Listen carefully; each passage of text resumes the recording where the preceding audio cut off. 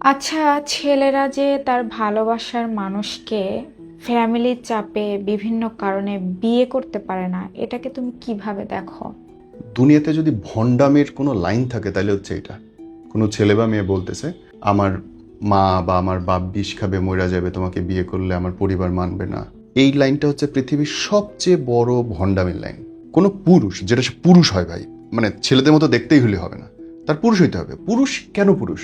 দায়িত্বের কারণে, সিদ্ধান্ত নেবার ক্ষমতার কারণে, প্রোটেকশন দেওয়ার কারণে। এর কোনোটাই যদি তোমার না থাকে, তোমার সামান্য নিজের একটা সিদ্ধান্ত নেওয়ার জন্য, এবং যেই সিদ্ধান্তটা তোমার জীবনে সবচেয়ে জরুরি, সেইটা না, মানে সেইটা নিতে তোমার বাপ দাদা 14 গোষ্ঠীর অনুমতি লাগবে, স্বাক্ষর লাগবে। ভাই তুমি বাইচা গেছো, তোমার সাথে ওর বিয়ে হয় নাই। বিয়ে হইলে সকালবেলা তোমাকে এক কাপ চা দেওয়ার জন্য ওর মার অনুমতি লাগতো। আম্মা আমার বউকে এক কাপ চা দিব, আব্বা বউকে নিয়ে যাবো আজকে ঘুরতে। বাইচা গেছো, ট্রাস্ট মি। যদি এরকম হয় তুমি বাইচা গেছো।